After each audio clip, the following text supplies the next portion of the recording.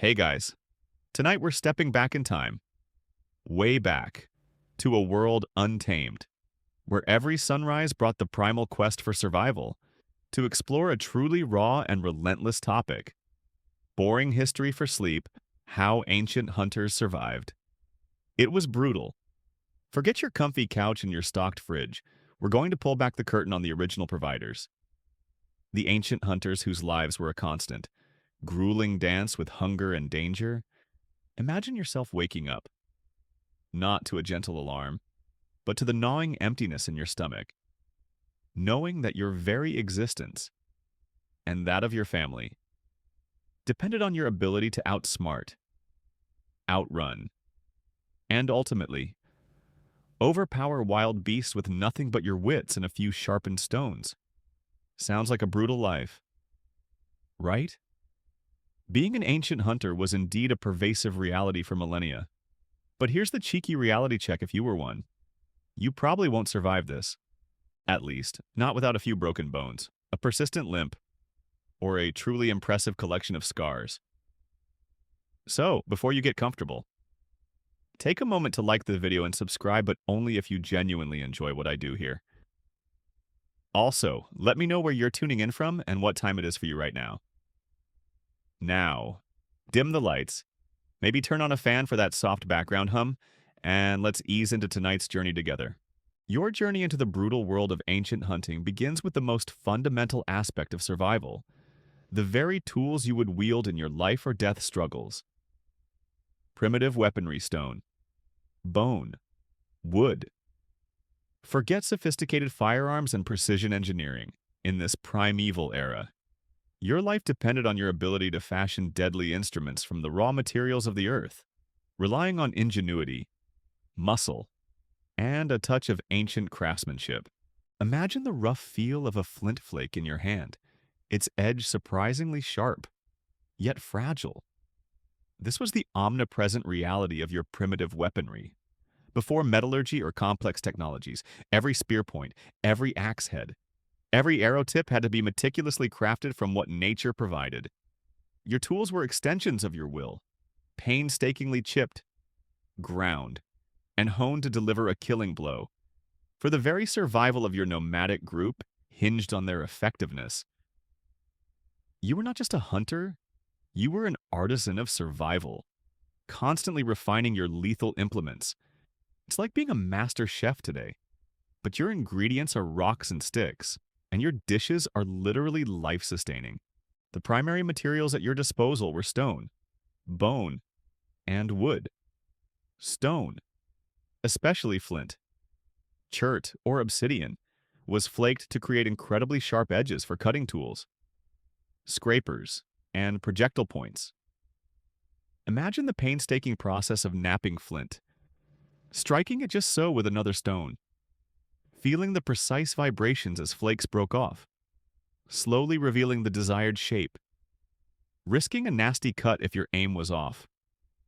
This was a skill that took years to master, passed down through generations. Bone was also crucial, strong and relatively lightweight. Animal bones could be sharpened into spear points, awls for piercing hides, fishhooks, or harpoon barbs. Imagine carefully grinding a piece of antler against a rough stone, slowly shaping it into a formidable weapon, knowing that its strength could mean the difference between a successful hunt and starvation. It's enough to make you wish for a simple metal detector, or perhaps just a very durable pair of gloves. Finally, wood formed the shafts of spears, arrows, and digging sticks. It was shaped, straightened often by heat, and sometimes hardened in fire. The combination of a wooden shaft with a carefully crafted stone or bone point created a formidable weapon like the spear or later. The bow and arrow. Imagine searching for the perfect straight branch, feeling its balance in your hand, then carefully attaching your painstakingly crafted point using sinew and natural glues. This wasn't just about making a weapon. It was about investing your time and skill into an object that might, just might, bring down a woolly mammoth.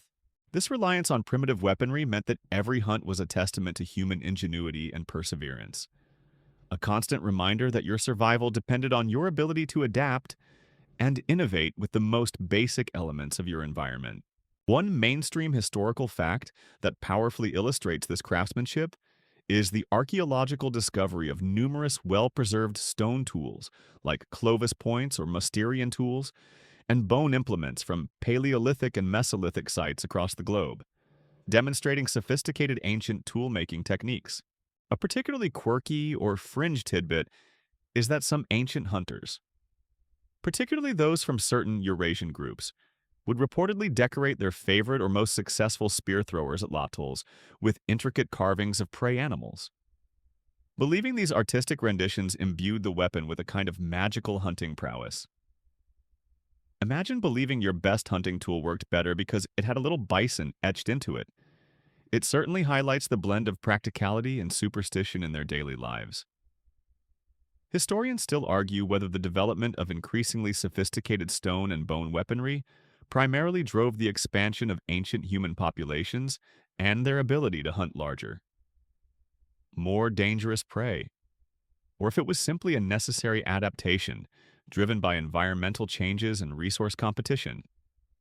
With human ingenuity always striving for more effective means of survival, did it lead to dominance, or just allow for continued existence regardless? Your ancient life as a hunter was utterly dependent on your primitive weaponry, crafted from stone, bone, and wood. So, your ancient life as a hunter was utterly dependent on your primitive weaponry, crafted from stone, bone, and wood. But having a sharp spear was only half the battle. The other, equally crucial half, lay in your profound understanding of the natural world, particularly the elusive signs of your quarry tracking skills, animal signs. Environmental clues. Forget GPS and trail cameras. In this primeval era, your very sustenance relied on your ability to read the subtle language of the wilderness. To decipher the invisible stories left behind by every living creature, imagine the soft impression of a deer hoof in damp earth, the telltale snap of a twig, or the faint scent carried on a gentle breeze. This was the omnipresent reality of your tracking skills. Before you could even think about wielding your painstakingly crafted spear, remember that from the last section, you first had to find your prey. This wasn't guesswork, it was a highly developed art, honed over millennia, passed down from generation to generation. Your senses were your greatest tools, constantly scanning, listening, and smelling for any hint of movement or presence. You were not just a hunter, you were a living detective, piecing together invisible narratives to locate your next meal. It's like being a forensic scientist today, but your crime scene is an entire forest, and your evidence is a broken branch or a dropped feather. Your success depended on your intimate knowledge of animal signs. You'd learn to distinguish fresh tracks from old ones, recognizing the gait, species, and even the size of the animal that passed by. You'd observe droppings, gnaw marks on trees, disturbed vegetation, or places where animals had rested. Imagine kneeling beside a muddy stream, carefully examining a set of tracks, noting the faint drag mark of a dew claw, or the presence of fresh droppings. Instantly calculating the time since the animal passed and its likely direction of travel. This was a silent conversation between you and your prey. A high-stakes game of hide-and-seek where your life depended on winning. Beyond individual animal signs, you also read environmental clues, the direction of the wind, the condition of the vegetation, the behavior of birds, and even the patterns of light and shadow could reveal the presence or movement of game, must they? You'd learn how to move silently through the landscape, avoiding snapping twigs or disturbing the natural sounds. Imagine pausing in a dense thicket, feeling the subtle shift in the breeze, realizing it carries the faint scent of deer, and then carefully adjusting your approach to stay downwind, knowing that one wrong gust could alert your prey and send it bolting. It's enough to make you wish for a pair of night vision goggles, or perhaps just a very quiet pair of sneakers. This profound understanding of the environment and its inhabitants allowed ancient hunters to move with incredible efficiency through their territories, conserving precious energy and maximizing their chances of a successful kill. It wasn't just about spotting, it was about predicting and interpreting. This reliance on sophisticated tracking skills meant that every successful hunt was a testament to acute observation and deep ecological knowledge, a constant reminder that your survival depended on your profound connection to the living world around you. One mainstream historical fact that powerfully illustrates this skill is the ethno-historical accounts of modern-day indigenous hunter-gatherer societies like the San people of southern Africa or the Inuit of the Arctic, whose tracking abilities are often incredibly precise, demonstrating capabilities that mirror those likely possessed by ancient hunter-gatherers. A particularly quirky or fringe tidbit is that some ancient hunters, particularly those tracking large prey through snowy landscapes, would reportedly use small, crudely carved wooden track markers or signposts placed discreetly along the trail, not just to guide themselves, but to communicate information to fellow hunters following behind. A kind of primitive tracking code. Imagine leaving little wooden arrows in the snow to tell your buddy, "Big one this way." It certainly highlights their communal approach to hunting. Historians still argue whether the development of advanced tracking skills primarily arose from a gradual accumulation of practical experience passed down through generations, making it an empirical science, or if it also involved elements of intuitive insight and even spiritual connection to the animals, making it more of an art form or a form of ancient mindfulness. Aha, did it show pure logic or something deeper? Regardless, your ancient life as a hunter was utterly dependent on your tracking skills. Discerning subtle animal signs and interpreting countless environmental clues, so, your ancient life as a hunter was utterly dependent on your tracking skills. Discerning subtle animal signs and interpreting countless environmental clues. But once you found your prey, the next crucial decision defined the very strategy of the hunt: solo versus group hunting efficiency. Shared risk. Forget the lone wolf stereotype. In this brutal era, the choice to pursue prey alone or with your kin determined not only the type of game you could target, but also the distribution of danger and the chances of success for your entire nomadic group. Imagine the silent tension as you stalk a lone deer through a dense forest, or the synchronized movements of your hunting party as you encircle a herd of bison on the open plains. This was the defining reality of solo versus group hunting. Both strategies had their merits and their perils, and the decision often depended on the size and nature of the prey, the landscape, and the immediate needs of your group, your survival, and the survival of your kin. Depended on making the right call. Moment by moment. You were not just a hunter, you were a strategic decision maker, constantly weighing individual prowess against collective strength. It's like being a modern-day CEO, but your boardroom is the wilderness, and your profits are literally food. When you hunted solo, your targets were typically smaller. Less dangerous animals, deer, wild boar, large birds, or perhaps even a lone, injured beast. This required immense stealth remember tracking skills and patience, as you relied entirely on your own abilities to approach, kill, and then, ideally, transport the carcass back to camp. Imagine the profound silence broken only by your own breathing as you slowly, painstakingly stalked a wary stag, knowing that a single misstep or a sudden gust of wind could send it bolting, leaving you empty-handed and hungry. The advantage was immediate access to the kill, but the risk was all yours.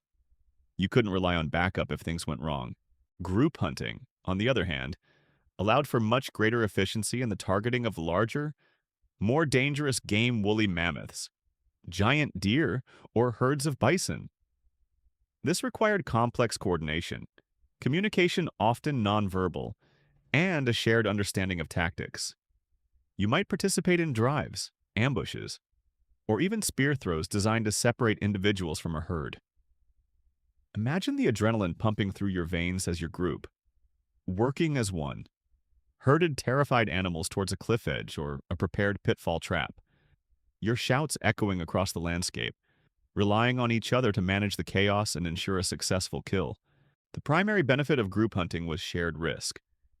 While a solo hunter faced all dangers alone, a group could collectively confront larger predators, tend to injured members, and share the burden of transporting a massive carcass. If one hunter failed, others might succeed, increasing the overall chances of providing for the community. Imagine the collective relief and exhaustion after bringing down a colossal beast, knowing that the efforts of many had averted starvation for everyone. It's enough to make you wish for a simple takeout menu, or perhaps just a very well-stocked freezer. This strategic choice between solo versus group hunting highlights the sophisticated decision-making and cooperative behaviors inherent in ancient human societies, demonstrating their adaptability to different prey and environmental conditions.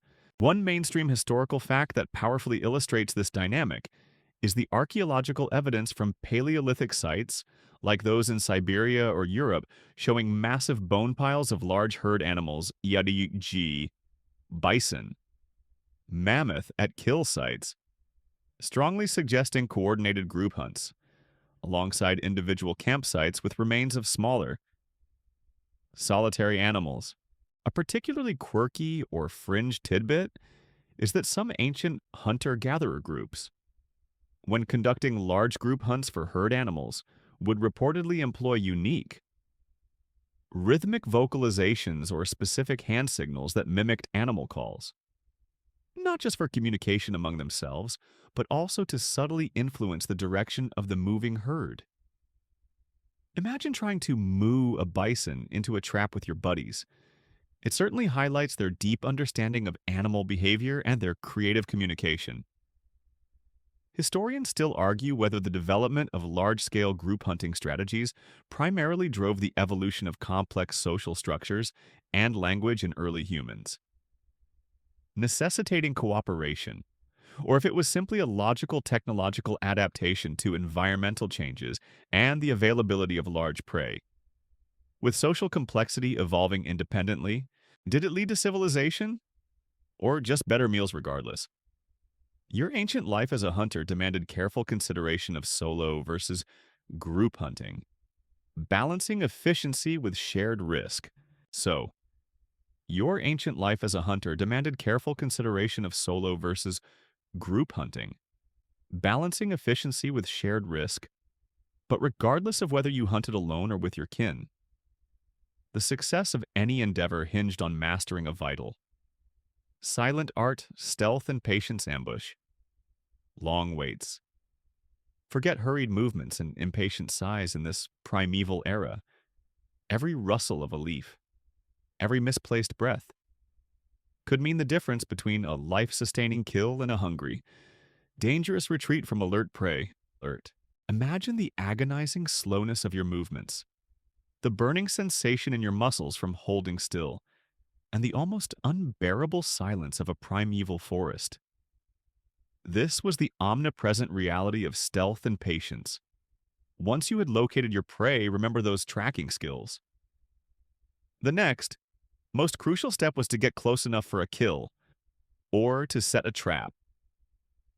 This wasn't about speed, it was about invisibility, about becoming one with the environment, and about a psychological endurance that few modern humans possess. You were not just a hunter, you were a living shadow, a master of stillness, whose breath barely stirred the air. It's like being a world-class sniper today. But your camouflage is mud and leaves, and your target is a hungry saber-toothed cat? A primary strategy was the ambush. This involved finding a strategic position near a game trail, a watering hole, or a feeding ground, and then waiting, sometimes for hours, for your prey to come to you. You'd position yourself downwind, camouflaged by vegetation or terrain, your spear or bow ready. Imagine lying perfectly still for what felt like an eternity, your heart beating a slow, steady rhythm, every muscle tensed, listening to the approach of hooves or the rustle of leaves, knowing that the slightest twitch could send your unsuspecting prey bolting into the distance. This required an almost meditative focus, a complete suppression of any urge to fidget or move. This often meant enduring long waits. You might spend an entire day, or even several, in the same position, battling against hunger, thirst, the cold, or the buzzing of insects, all while maintaining absolute silence and stillness. There was no instant gratification, no quick fix for a failed attempt. Your reward for this extreme patience was often the chance at a life-sustaining kill. Imagine the relentless internal monologue as you fought the urge to shift your weight, to scratch an itch, or to give up, knowing that the cost of impatience was a hungry belly for your entire group. It's enough to make you wish for a simple desk job with a coffee break, or perhaps just a very comfortable rock to sit on. This mastery of stealth and patience was crucial for both individual hunters and cooperative groups, allowing them to approach wary animals undetected and to maximize the effectiveness of their primitive weaponry. It was a skill that separated the consistently successful hunters from those who perpetually struggled. This reliance on profound stealth and patience highlights the mental and physical discipline required by ancient hunters, demonstrating that success was as much about quiet endurance and strategic waiting as it was about physical prowess or powerful weapons. One mainstream historical fact that powerfully illustrates this skill is the ethno-archaeological studies of modern hunter-gatherer societies, which consistently document their extraordinary capacity for prolonged stillness and silent movement during hunting, often describing waits of many hours for prime opportunities. A particularly quirky or fringe tidbit is that some ancient hunters, particularly in forested environments, would reportedly practice mimicry walks, slowly adopting the gait and movements of certain prey animals like a deer's slow, head-bobbing walk, or even innocuous forest creatures, to blend in even more seamlessly and avoid detection while approaching game. Imagine trying to walk like a squirrel to sneak up on a rabbit. It certainly highlights their deep observational skills and creative camouflage. Historians still argue whether the evolutionary development of human patience and self-control primarily stemmed from the demands of ancient hunting strategies, necessitating long waits and suppressed impulses, or if these traits were already present and merely adapted to the needs of effective hunting. Serving broader social and cognitive functions, did hunting shape our minds, or just utilize them regardless? Your ancient life as a hunter utterly depended on your mastery of stealth and patience, whether through ambush or enduring long waits. So, your ancient life as a hunter utterly depended on your mastery of stealth and patience, whether through ambush or enduring long waits. But even with the sharpest spear and the keenest eye, every hunt carried an inherent, often brutal, cost dangers of the hunt injury, predator encounters, forget safe environments and padded gear. In this primeval era, every foray into the wilderness was a gamble with your very life, making every successful return to camp a testament to luck as much as skill. Imagine the sudden, terrifying charge of an enraged boar, the agonizing snap of a leg caught in a hidden crevice, or the chilling realization that you've become the hunted, not the hunter. This was the omnipresent reality of the dangers of the hunt. The wilderness was not a benign playground. It was a ruthless arena where a single mistake or moment of bad luck could lead to debilitating injury or a swift, violent death. Your life was a constant negotiation with the unforgiving forces of nature and the raw power of the beasts you pursued. You were not just a hunter, you were a high-stakes gambler, constantly betting your physical well-being against the chance of sustenance. It's like being a professional athlete today, but your opponents are much larger, much angrier, and genuinely trying to kill you. The most common threat was undoubtedly injury. Hunting, even with rudimentary weapons, remember those stone tools, was a physically demanding and inherently risky activity. A slipped foot on uneven terrain could lead to a sprained ankle or a broken bone. A missed throw of a spear could leave you vulnerable to a wounded, desperate animal. Imagine the searing pain of a dislocated shoulder after wrestling with a dying animal, or the deep gash from a tusk that narrowly missed a vital organ. In a world without modern medicine, no barber surgeons yet. Even a simple broken leg could become a death sentence, leading to infection or rendering you unable to provide for yourself, making you a burden to your group. Even more terrifying were predator encounters. You weren't just hunting prey, you were sharing a dangerous landscape with other formidable carnivores, saber-toothed cats, dire wolves, cave bears, and other large predators who saw you not just as competition, but potentially as a meal. Imagine the chilling growl from the shadows, the sudden appearance of a massive predator, forcing you to shift from hunter to hunted, desperately fighting for your life or making a desperate, breathless escape. It's enough to make you wish for a simple life as a gatherer, or perhaps just a very well-armed medieval bodyguard. These constant dangers shaped every aspect of ancient hunting. From the cautious approach to the coordinated group tactics, survival wasn't just about killing, it was about avoiding becoming the kill. This ever-present reality of the dangers of the hunt highlights the brutal, life-threatening stakes inherent in ancient foraging societies, demonstrating that every meal came with a profound cost and a constant threat to personal survival.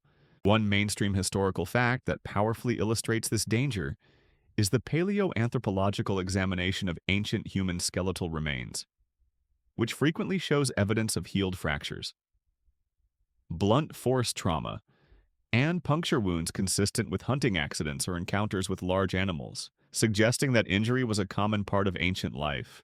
A particularly quirky or fringe tidbit is that some ancient hunter-gatherer groups, particularly those living in areas with large, dangerous predators, would reportedly construct small, temporary warning totems or crude effigies of threatening animals at the edges of their camps, believing these symbolic representations would ward off actual predators, a primitive form of magical deterrence.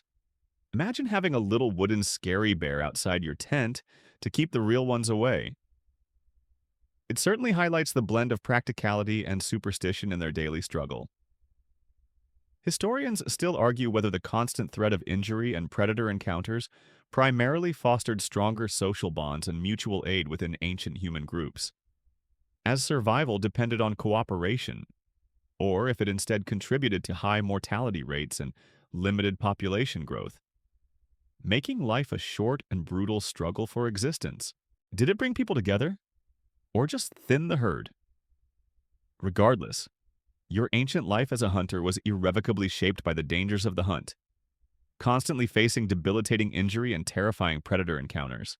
So, your ancient life as a hunter was irrevocably shaped by the dangers of the hunt, constantly facing debilitating injury and terrifying predator encounters. But once you had successfully navigated those perils and brought down your quarry, the next crucial challenge emerged: how to make that life-sustaining bounty last. Food preservation, smoking, drying, freezing. Forget refrigeration and plastic wrap. In this primeval era, mastering the art of keeping meat from spoiling meant the difference between feasting for weeks and succumbing to famine within days, a vital skill for surviving lean times. Imagine the rich, woody aroma of meat slowly curing over a low fire, the crisp texture of dried strips of flesh, or the satisfying solidity of frozen chunks chipped from an ice-bound cache. This was the omnipresent reality of food preservation. A successful hunt, especially of a large animal, yielded far more meat than could be consumed immediately. Wasting such a precious resource was unthinkable. As future hunger was always a lurking threat, your ingenuity in preserving meat directly translated into your group's ability to survive periods of scarcity, bad weather, or unsuccessful hunts. You were not just a hunter, you were a master food scientist, extending the shelf life of your vital provisions. It's like being a modern-day chef, but your kitchen is the great outdoors, and your recipes are millennia-old techniques. One of the most common methods was smoking. Meat would be cut into strips and hung over slow burning. Smoky fires, the smoke, containing various chemicals, acted as a preservative, while the heat helped to dry the meat.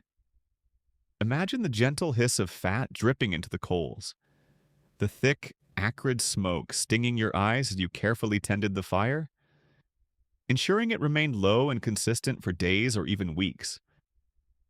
This process imparted a distinctive flavor and created a durable product that could last for months. Another vital technique was drying. in arid climates or during dry seasons. Meat could simply be cut into thin strips and hung in the sun and wind to dehydrate. The removal of moisture inhibited bacterial growth. Imagine seeing long lines of dark, leathery meat swaying in the breeze, slowly transforming into jerky-like sustenance, knowing that each dried strip was a promise of future meals. It's enough to make you wish for a simple dehydrator, or perhaps just a very reliable sun lamp. In colder regions, freezing was a natural and highly effective method. During winter months, large portions of meat could be buried in snow or ice, or stored in natural ice cellars. The consistently low temperatures prevented spoilage. Imagine chipping away at a block of ice to retrieve perfectly preserved meat, a stark contrast to the effort required to procure it. This was literally nature's freezer, a gift in the brutal cold. These ancient methods of food preservation were not just practical, they were crucial to the hunter-gatherer way of life, enabling groups to manage food surpluses, reduce the impact of unpredictable hunting outcomes, and provide sustenance throughout the year. One mainstream historical fact that powerfully illustrates this practice is the archaeological discovery of specialized fire pits, smokehouses, drying racks, and ice cellars at ancient habitation sites, alongside preserved organic residues on tools, indicating long-term food processing and storage capabilities of ancient peoples across diverse climates. A particularly quirky or fringe tidbit is that some ancient hunters, particularly in very cold regions, would reportedly create meat sculptures or food art out of frozen chunks of large animal carcasses, arranging them into symbolic shapes before burying them in snow, believing this artistic arrangement would honor the animal's spirit and ensure future successful hunts. Imagine turning your food storage into a chilling art installation. It certainly highlights the blend of practicality and spiritual belief in their daily lives. Historians still argue whether the mastery of food preservation techniques primarily allowed ancient human populations to expand into more diverse and challenging environments, supporting larger and more settled groups, or if it was simply a necessary adaptation that emerged after populations had already expanded. Driven by localized resource pressures and climatic variations, did it enable expansion or just follow it regardless? Your ancient life as a hunter depended heavily on your mastery of food preservation, employing techniques like smoking, drying, and freezing. So, your ancient life as a hunter depended heavily on your mastery of food preservation, employing techniques like smoking, drying, and freezing. But once that precious kill was safely stored, the next challenge was ensuring that absolutely nothing went to waste resource utilization. Every part used. Forget selective cuts and discarded remnants in this primeval era. Every bone, every sinew, every piece of hide was a valuable resource, meticulously processed to fulfill a myriad of essential needs. Embodying an ancient philosophy of absolute efficiency, imagine the methodical scraping of hide to remove flesh, the careful extraction of marrow from a bone, or the painstaking separation of a tendon for string. This was the omnipresent reality of resource utilization. A successful hunt was not just about meat for food, it was a complete harvest, providing a veritable toolkit of raw materials. Wasting any part of the animal would have been considered not only inefficient, but almost sacrilegious. Given the effort and danger involved in obtaining it, you were not just a butcher, you were a master recycler, transforming organic matter into the very fabric of your existence. It's like being a modern-day manufacturing plant. But your raw material is a freshly killed bison, and your finished products are everything from clothes to glue. The philosophy was simple, every part used. The meat, of course, was for sustenance and preservation, as we just discussed, but the hide was meticulously cleaned, scraped, and tanned, though not with medieval urine. Remember the fuller to make clothing, shelters, blankets, bags, and ropes? Imagine the hours spent meticulously scraping the inside of a fresh hide with a stone tool, removing every last bit of flesh and fat, then patiently stretching and working the hide to make it pliable and durable. This was a crucial material for protecting you from the elements. Bones were invaluable. Large bones could be broken open for nutrient-rich marrow, a high-calorie food source. The bones themselves were then fashioned into tools. Remember those primitive weapons: needles, awls, fishhooks, or even musical instruments. Imagine patiently grinding a bone into the perfect shape for a needle, its small eye testament to painstaking effort, knowing it would be used to sew your crucial animal hide clothing. Antlers and teeth were also prized for tools. Weapons and ornamentation, even seemingly insignificant parts were used. Sinew tendons and ligaments was dried and separated into strong threads for sewing or for binding spear points to shafts. Hair or fur could be used for insulation or padding. Internal organs, like the stomach or bladder, could be cleaned and used as containers for water or other liquids. Even blood might be consumed for its nutrients or used as a binder for pigments. Imagine carefully saving every last scrap, knowing that each piece had a purpose, contributing to your survival in countless ways. It's enough to make you wish for a simple trip to the hardware store, or perhaps just a very versatile multi-tool. This comprehensive approach to resource utilization highlights the deep ecological knowledge and practical ingenuity of ancient hunter-gatherer societies, demonstrating their profound respect for their prey and their absolute commitment to maximizing every ounce of sustenance and material. One mainstream historical fact that powerfully illustrates this comprehensive use is the archaeological evidence from ancient kill sites and habitation areas, where bone fragments often show cut marks consistent with disarticulation. Marrow extraction and toolmaking, and preserved organic artifacts like hide scraps or sinew fragments are found alongside stone tools used for processing. A particularly quirky or fringe tidbit is that some ancient hunter-gatherer groups, particularly those who hunted very large animals like mammoths, would reportedly use the broad, flat shoulder blades of the mammoth as crude sleds or slides to transport other parts of the carcass back to camp over snow or ice, effectively turning a bone into a primitive piece of heavy machinery. Imagine using a giant shoulder blade as a sled. It certainly highlights their resourceful adaptation to their environment. Historians still argue whether the comprehensive utilization of every part of a hunted animal primarily demonstrates a deeply ingrained spiritual respect for the prey, viewing it as a gift to be fully honored, or if it was simply a practical and purely economic necessity driven by resource scarcity and the high energy cost of hunting. With spiritual beliefs arising as a secondary justification, did it show reverence or just efficiency regardless? Your ancient life as a hunter demanded absolute resource utilization, ensuring every part of the animal was used. So, your ancient life as a hunter demanded absolute resource utilization, ensuring every part of the animal was used.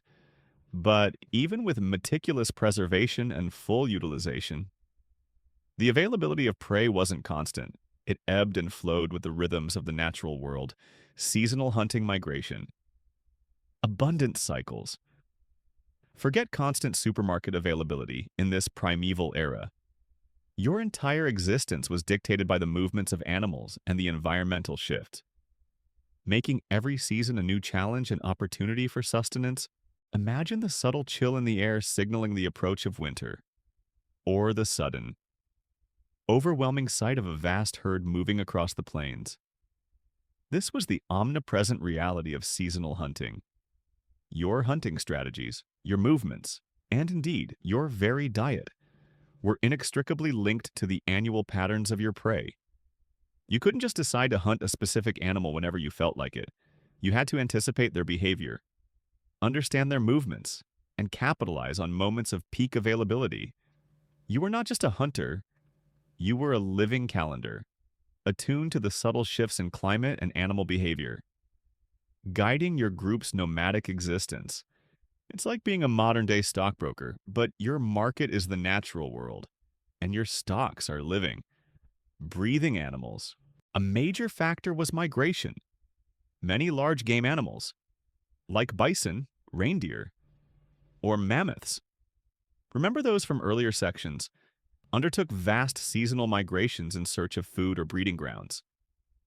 You and your group would follow these movements, establishing temporary camps along traditional migration routes, timing your hunts to intercept the herds at vulnerable points. Imagine the strategic planning involved, knowing exactly when and where a particular herd would pass, and positioning your entire group to maximize the chances of a successful, large-scale kill that could feed you for months. Beyond migrations, you were attuned to abundance cycles. Certain animals might be more numerous or accessible during specific times of the year, for instance. Fish might be plentiful during spawning runs, or birds during nesting season. Likewise, the availability of plant resources, berries, roots, nuts would fluctuate seasonally, influencing where you camped and what supplemental foods you gathered. Imagine the excitement of discovering a patch of ripe berries in late summer, or the anticipation of the salmon run in the spring. Knowing these moments of abundance were fleeting and crucial for building up reserves. It's enough to make you wish for a simple perpetual calendar, or perhaps just a very consistent food delivery service. This profound understanding of seasonal hunting meant that ancient hunter-gatherers were incredibly adaptable, constantly adjusting their diets, their tools, and their movements to align with the opportunities and challenges presented by the changing seasons. It fostered a deep connection to the natural world and a remarkable ecological awareness. This reliance on seasonal hunting highlights the sophisticated ecological knowledge and strategic planning capabilities of ancient human societies, demonstrating their profound understanding of the natural rhythms that governed the availability of vital resources. One mainstream historical fact that powerfully illustrates this adaptation is the archaeological evidence of specialized seasonal encampments in various regions, Yi, coastal sites for fish, interior sites for large game, indicating that ancient hunter-gatherers moved strategically to exploit different seasonal resources. As seen in sites like Starkar in England or at various Arctic Paleo-Eskimo sites, a particularly quirky or fringe tidbit is that some ancient hunter-gatherer groups, to visually represent or track the annual cycles of animal migrations, would reportedly carve intricate calendar sticks or bone plaques with symbolic notches or drawings, charting the movement of the sun, moon, and key prey animals throughout the year. A kind of primitive analog calendar. Imagine carrying around a bone with carved symbols to remind you when the bison are coming. It certainly highlights their meticulous record-keeping. Even in the absence of writing, historians still argue whether the development of advanced seasonal hunting strategies primarily led to more stable and predictable food supplies, encouraging larger and more complex social structures, or if it was a necessary response to increasing population pressures and resource competition. Forcing groups to become more specialized in their foraging? Did it create stability, or just cope with change? Regardless, your ancient life as a hunter was inextricably linked to seasonal hunting, following migration patterns and anticipating abundance cycles. So, your ancient life as a hunter was inextricably linked to seasonal hunting, following migration patterns and anticipating abundance cycles. But underlying all these strategies, from solo ambushes to group drives, was an even deeper well of knowledge of prey behavior, habitat awareness. Forget mere observation. In this primeval era, your very survival depended on an almost empathic understanding of the animals you hunted, a profound familiarity with their instincts, habits, and the landscapes they inhabited. Imagine recognizing the subtle twitch of a deer's ear, signaling alertness, predicting a bison's path by the slope of the land, or knowing exactly where a particular animal would seek shelter in a storm. This was the omnipresent reality of your knowledge of prey. You didn't just see an animal. You saw a complex living being whose patterns you had studied intensely, whose very existence you understood from birth to death. This deep understanding allowed you to anticipate their movements, exploit their weaknesses, and approach them with calculated precision. You were not just a hunter, you were a natural historian, an animal psychologist, and a cartographer of the wild, all rolled into one. It's like being a world-class wildlife documentarian today, but your camera is a sharp spear and your narrative is survival. Your success hinged on your intimate understanding of behavior. You knew when animals fed, when they rested, when they watered, and how they reacted to different threats. You understood their social structures, their mating rituals, and their defensive maneuvers. Imagine watching a herd of wild horses for hours, learning their internal dynamics, identifying the leaders, and pinpointing the most vulnerable individuals. Knowing that this nuanced observation would guide your strategy for the most efficient hunt, you'd recognize the signs of an injured animal, a nervous animal, or one that was about to bolt. Equally crucial was your habitat awareness. You knew the terrain like the back of your hand where the best foraging grounds were, where the water sources lay, where natural choke points existed for ambushes, remember those from earlier, and where the animals preferred to shelter in different seasons. You understood how the landscape influenced animal movement and how to use it to your advantage. Imagine trekking through a familiar valley, knowing precisely where the elk would bed down at dusk, or where a river crossing would funnel bison into a vulnerable spot. Using the very geography of the land as an extension of your hunting strategy, it's enough to make you wish for a comprehensive field guide and a topographic map, or perhaps just a very smart animal tracker app. This profound knowledge of prey was passed down orally through generations, refined by countless observations and successful and unsuccessful hunts. It was a living library of ecological wisdom, essential for thriving in a world where every meal was earned through intimate understanding and dangerous effort. This deep knowledge of prey highlights the sophisticated ecological intelligence of ancient hunter-gatherer societies, demonstrating their profound attunement to the natural world and their remarkable capacity for detailed observation and strategic planning based on animal behavior. One mainstream historical fact that powerfully illustrates this deep knowledge is the detailed and anatomically accurate cave paintings found in Paleolithic sites like Lascaux or Altamira, which depict various animal species with remarkable realism, often showing specific behaviors, herd dynamics, or even hunting wounds, suggesting a profound observational understanding of their prey. A particularly quirky or fringe tidbit is that some ancient hunters, particularly those tracking highly intelligent or elusive prey, would reportedly spend days or even weeks merely observing a specific animal or herd from a distance, learning their individual quirks, sleep patterns, and preferred routes, almost like getting inside their heads before making a move. A primitive form of pre-hunt psychological profiling. Imagine patiently observing a particular deer until you knew its morning routine better than your own. It certainly highlights the obsessive dedication required for success. Historians still argue whether the profound knowledge of prey held by ancient hunters primarily fostered a respectful, almost spiritual, relationship with the animals they hunted, seeing them as intelligent beings worthy of reverence, or if it was purely a pragmatic and exploitative understanding, driven solely by the need for sustenance, with spiritual elements emerging only to rationalize the act of killing. Did it lead to reverence, or just effective exploitation regardless? Your ancient life as a hunter was utterly dependent on your knowledge of prey, mastering their behavior and understanding their habitat awareness. So, your ancient life as a hunter was utterly dependent on your knowledge of prey, mastering their behavior and understanding their habitat awareness? But sometimes, direct confrontation with your target was too risky, too inefficient, or simply unnecessary.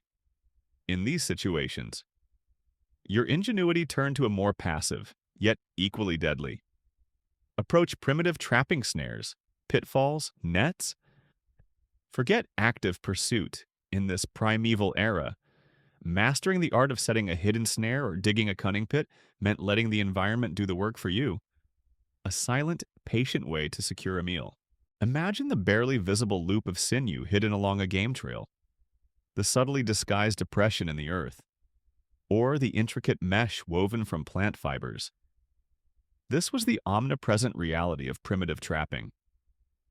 While active hunting, remember, spears and bows from earlier sections was vital. Traps offered a way to catch smaller game, supplement a lean hunt, or even capture larger animals with less direct risk. This method required foresight, meticulous preparation, and a deep understanding of animal pathways and habits. You were not just a hunter, you were an engineer of the wild. Designing subtle mechanisms to ensnare your next meal? It's like being a modern-day security expert. But your alarm system is a cleverly hidden branch, and your capture device is a hole in the ground. One of the most common forms of trapping involved snares. These were simple, yet effective. Loops of twisted sinew, plant fibers, or hide, strategically placed along game trails or near animal dens. When an animal stepped into the loop, it would tighten, snaring a leg or neck. Imagine patiently bending a flexible sapling, anchoring your snare line, and then carefully camouflaging the loop with leaves and twigs, knowing that a single, unnoticed mistake could render your trap useless, or worse, warn your prey. This required an almost artistic touch to make the trap truly invisible. For larger game, pitfalls were devastatingly effective. These were deep holes dug in the earth, often camouflaged with branches and leaves, placed along known migration routes or narrow passages. Animals would fall in, unable to escape. Imagine the back-breaking labor of digging a massive pit, perhaps over several days, using only digging sticks, remember those, and your bare hands, then meticulously disguising the opening, hoping that a large mammoth or bison would take the fatal step. It's enough to make you wish for a simple fishing rod, or perhaps just a very reliable excavating machine. Finally, nets provided a way to catch birds, fish, or even small mammals, woven from strong plant fibers. These could be set across streams for fish, or deployed with skilled coordination during a bird drive.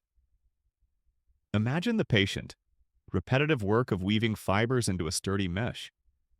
Knowing that the strength of each knot could mean the difference between a full belly and continued hunger, these methods of primitive trapping were crucial for providing consistent protein, especially when active hunting was difficult or dangerous.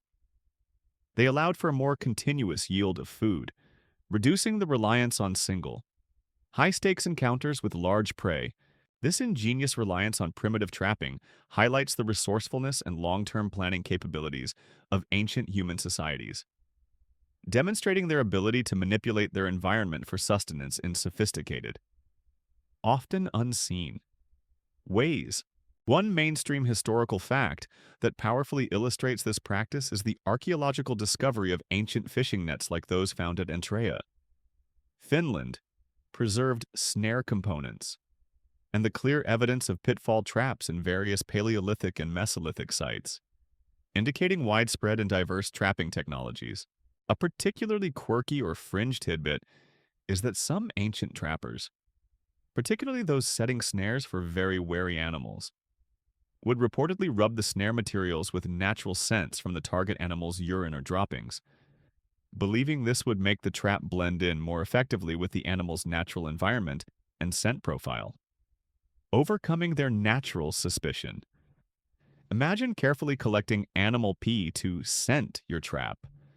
It certainly highlights their meticulous attention to detail and understanding of animal instincts.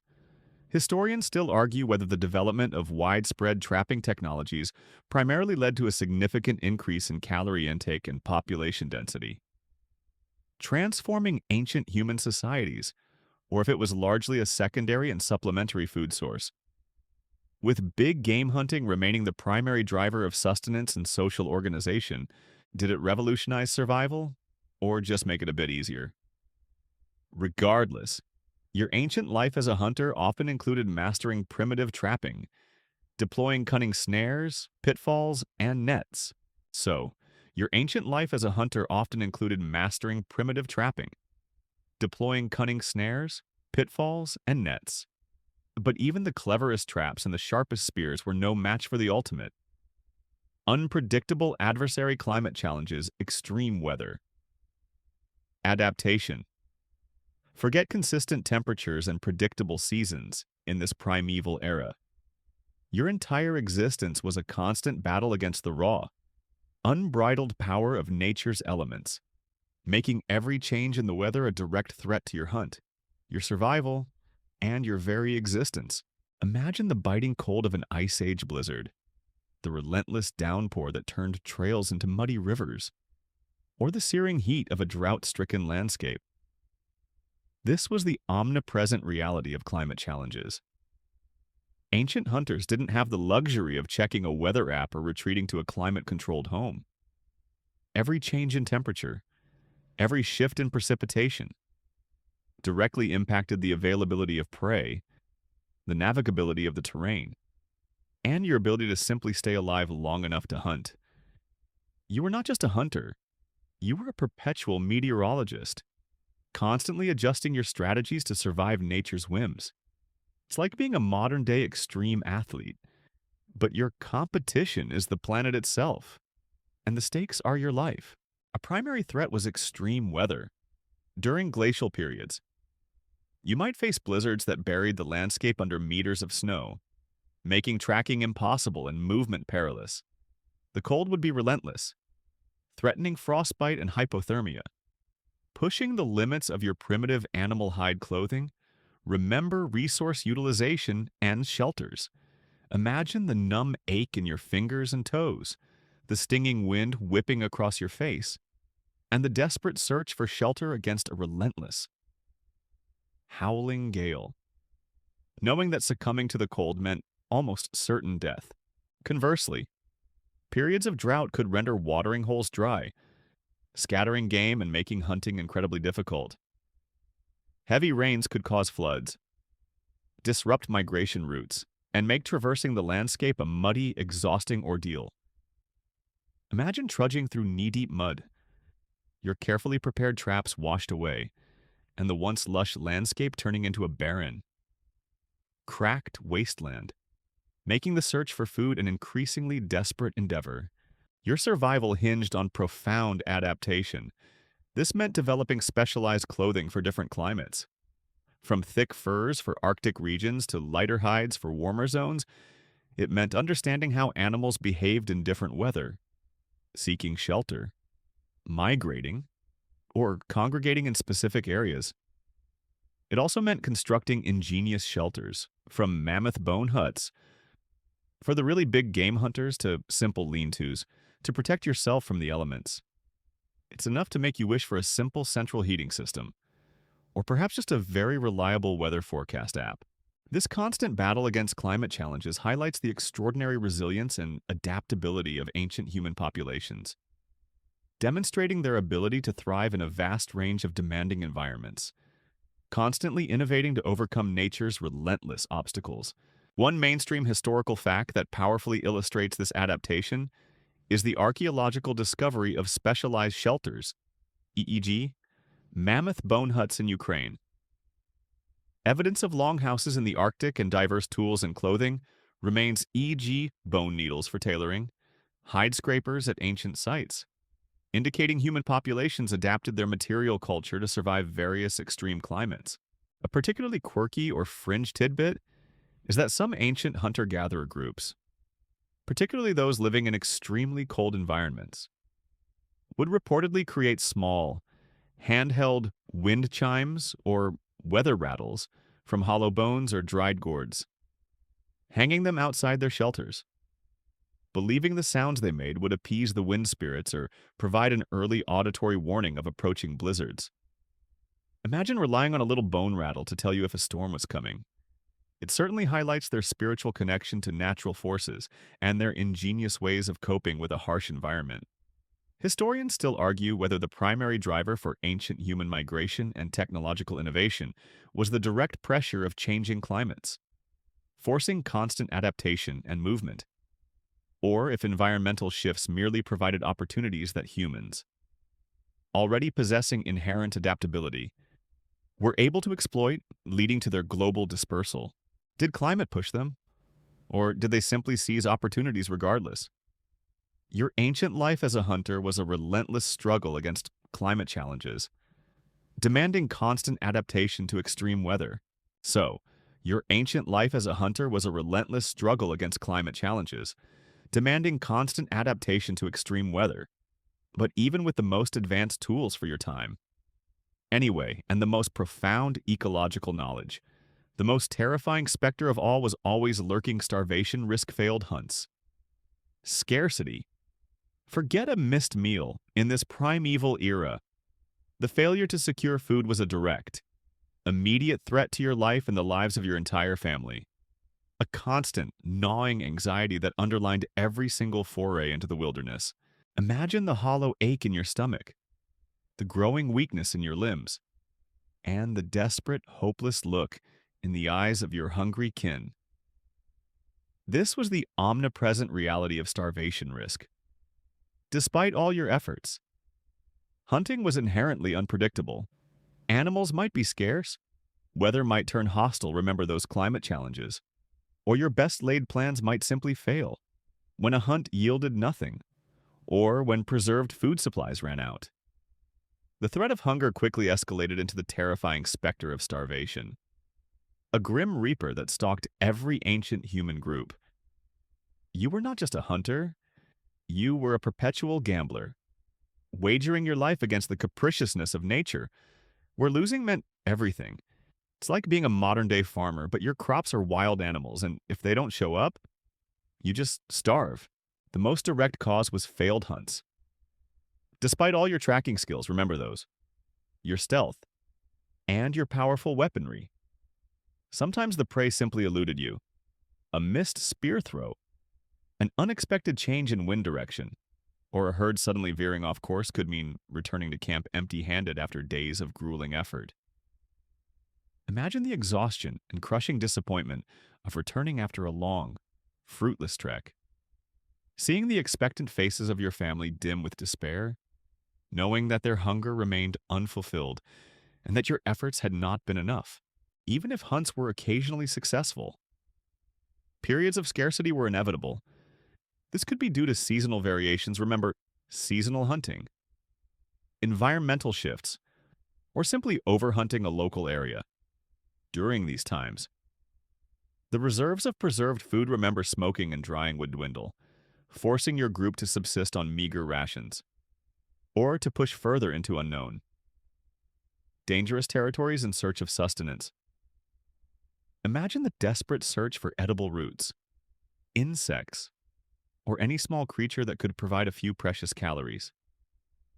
As the days stretched into weeks without a substantial meal, feeling your body grow weaker with each passing moment, it's enough to make you wish for a simple grocery store, or perhaps just a magical, never-ending wild berry bush.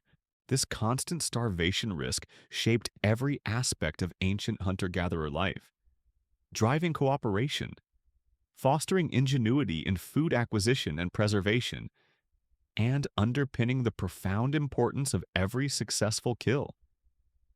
It was the ultimate motivator, a brutal reminder of the thin line separating survival from extinction. One mainstream historical fact that powerfully illustrates this constant threat is the paleoanthropological and archaeological evidence of periods of dietary stress in ancient human populations. Identified through analysis of skeletal remains, jas biase, Harris lines on bones, enamel hypoplasias on teeth, which indicate periods of childhood malnutrition or famine.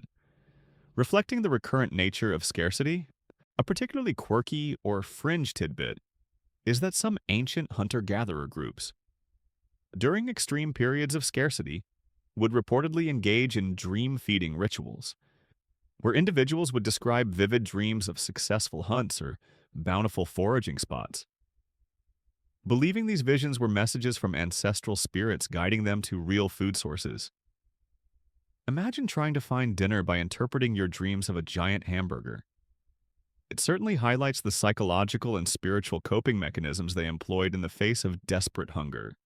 Historians still argue whether the constant threat of starvation primarily fostered greater social cohesion and altruism within ancient human groups, as individuals relied on collective survival and food sharing, or if it also led to increased intergroup conflict and competition over scarce resources. highlighting the harsher realities of survival. Did it unite them, or divide them regardless? Your ancient life as a hunter was perpetually shadowed by starvation risk, a direct consequence of failed hunts and pervasive scarcity. So, your ancient life as a hunter was perpetually shadowed by starvation risk, a direct consequence of failed hunts and pervasive scarcity. But whether you were tracking elusive prey or navigating vast territories in search of new hunting grounds, one fundamental skill was non-negotiable navigation skills: land sense. Celestial cues. Forget Google Maps and compasses in this primeval era. Your very ability to find your way through an unmarked wilderness and safely return to your kin depended on an intimate, almost instinctive understanding of the land and the sky above. Imagine the vast, unbroken expanse of a primeval forest stretching for miles, the winding course of a river you've only seen once before, or the familiar patterns of stars wheeling overhead. This was the omnipresent reality of your navigation skills. Ancient hunters moved across vast landscapes. Following game, remember those migrations, seeking new resources, or retreating from danger. Losing your way meant not only a failed hunt, but potentially a lost life. As you'd quickly succumb to exposure or starvation, remember that risk. You were not just a hunter, you were a living compass, a human sextant, with an innate ability to read the subtle indicators of your environment. It's like being a modern-day wilderness guide, but your map is your memory, and your GPS is the sun and stars. Your primary tool was an incredibly developed land sense. This wasn't about following marked trails, it was about internalizing the topography. Remembering every rock, every unique tree, every bend in a stream. You'd develop a mental map of your territory, even of areas you had only visited once. Remembering landmarks, elevations, and water sources.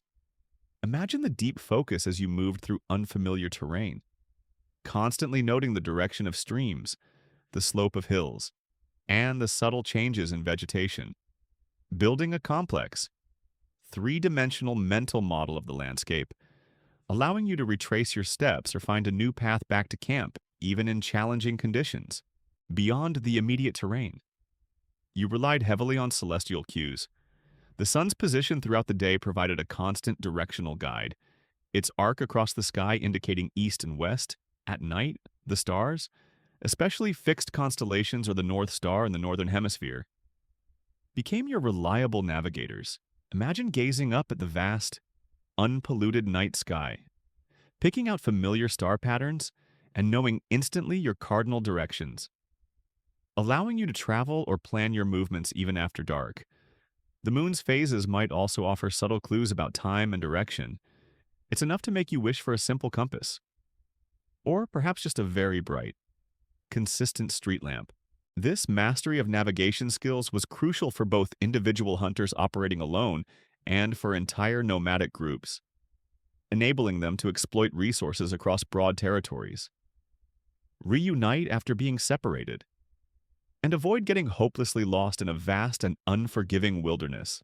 One mainstream historical fact that powerfully illustrates this ability is the ethno-historical accounts of various indigenous hunter-gatherer groups like Australian Aboriginals or various Native American tribes whose elders can accurately describe vast, complex territories from memory, navigating through seemingly featureless landscapes using subtle environmental and celestial cues. Skills passed down through generations. A particularly quirky or fringe tidbit is that some ancient hunters, particularly those traversing vast, open plains, would reportedly carry small, smooth stones that had distinctive natural patterns or fossil inclusions, using them as mnemonic devices to anchor their mental maps. Associating specific stone patterns with particular landmarks or directions, imagine having a lucky rock that helped you remember which way to go. It certainly highlights the ingenious ways they created memory aids in an oral culture. Historians still argue whether the development of advanced navigation skills primarily led to the expansion of human populations into new continents and diverse ecological niches, making global dispersal possible. or if these skills were simply a necessary byproduct of a nomadic lifestyle. With human innate spatial reasoning being the primary driver, did it enable migration or just facilitate it regardless? Your ancient life as a hunter was utterly dependent on your navigation skills, relying on an intuitive land sense and the timeless guidance of celestial cues. So, your ancient life as a hunter was utterly dependent on your navigation skills, relying on an intuitive land sense and the timeless guidance of celestial cues. But once a successful hunt concluded, whether it was a single deer or a massive mammoth, the next crucial step was not just about consumption. It was about the fundamental social contract of your group sharing the spoils community. Hierarchy. Forget individual ownership and personal wealth in this primeval era. The distribution of meat was a complex ritual, defining social bonds, reinforcing leadership, and ensuring the collective survival of your nomadic kin. Imagine the excited chatter around the butchered carcass, the careful, almost ritualistic division of prime cuts, and the quiet satisfaction as everyone in your group received their portion. This was the omnipresent reality of sharing the spoils. A large kill was not solely the property of the hunter who made the fatal blow, it was a communal asset. The result of collective effort, remember group hunting, shared risk, remember those dangers, and the accumulated knowledge of generations. This system was vital for maintaining social cohesion, preventing starvation, remember that risk, and ensuring that even the less successful hunters or the non-hunting members' children, elderly, injured were sustained. You were not just a hunter, you were a participant in a deeply ingrained economic and social system. Where reciprocity was paramount, it's like being a modern-day accountant. But your currency is fresh meat, and your ledger is the hunger of your family.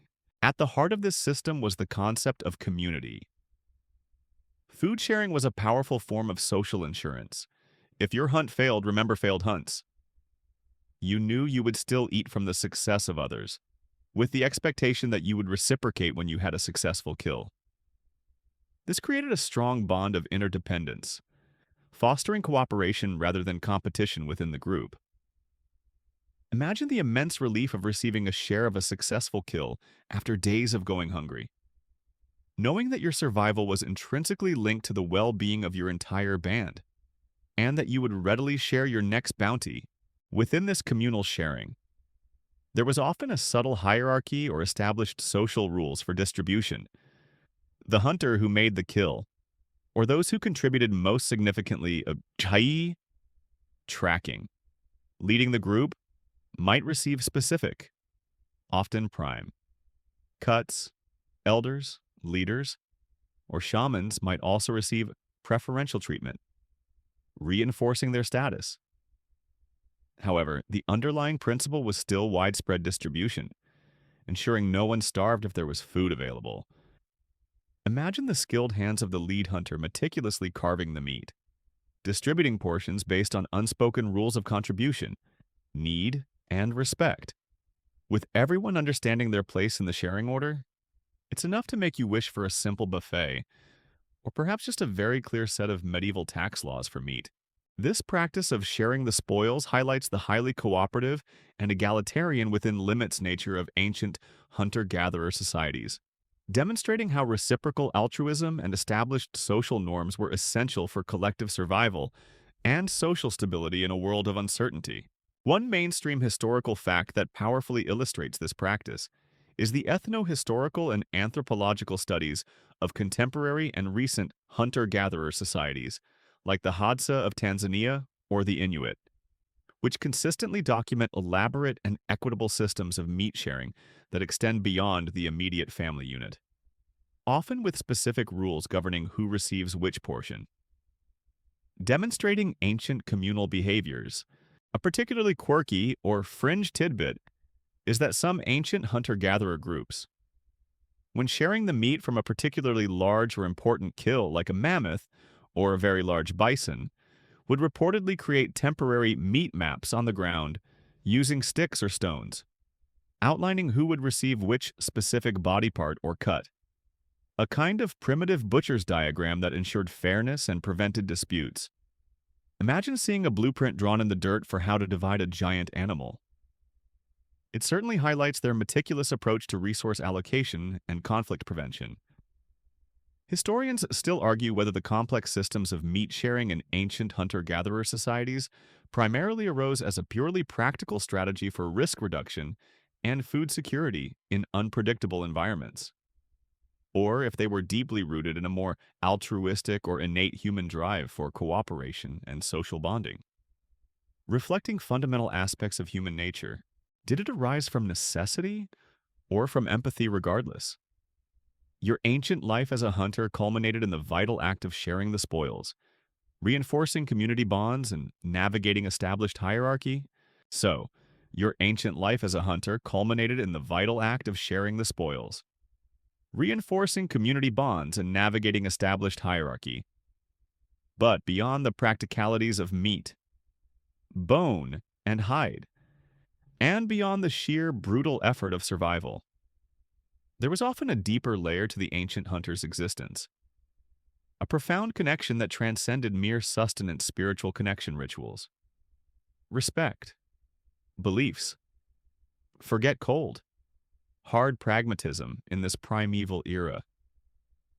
The hunt was often imbued with sacred meaning, a dance between human and animal mediated by unseen forces, making every kill a moment of both triumph and profound reverence.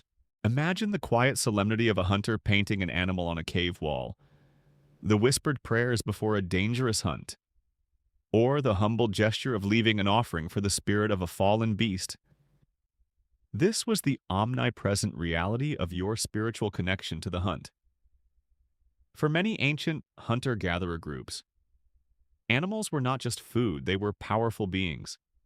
Sometimes ancestors, sometimes spirits, sometimes possessing knowledge or power that humans could only hope to tap into. The act of hunting was thus not just a physical act, but a spiritual one, requiring deference, appeasement, and a profound sense of interconnectedness with the natural world. You were not just a hunter, you were a spiritual mediator, ensuring balance and seeking favor from the unseen realm. It's like being a modern-day ecologist, but your data comes from dreams and omens, and your conservation efforts involve offerings and ceremonies. This connection often manifested through various rituals. Before a hunt, a group might perform dances, chant songs, or make offerings to animal spirits or the land itself, seeking good fortune or forgiveness for the coming kill. After a successful hunt, specific parts of the animal might be treated with special reverence, or ceremonies might be held to honor its spirit, ensuring that future animals would willingly offer themselves for sustenance.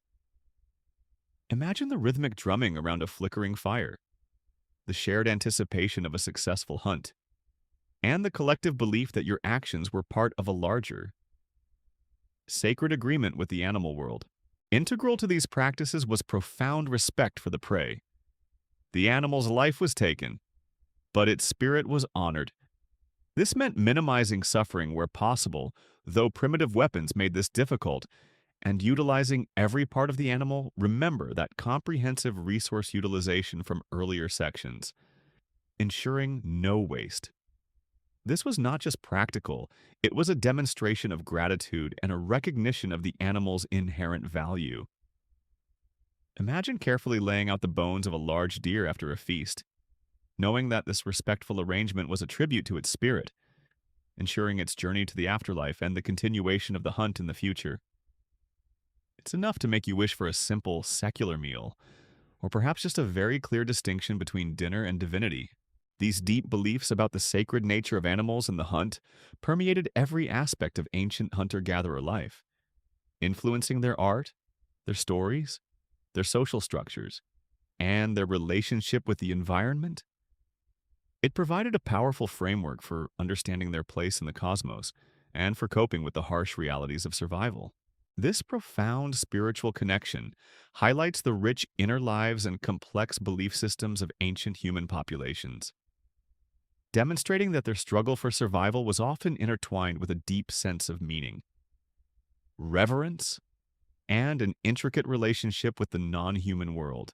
One mainstream historical fact that powerfully illustrates this spiritual dimension is the ubiquity of ancient cave art depicting animals Ie, Jia, Lascaux, Chauvet, often in dynamic poses or showing signs of successful hunts, widely interpreted by archaeologists as having shamanistic or ritualistic significance.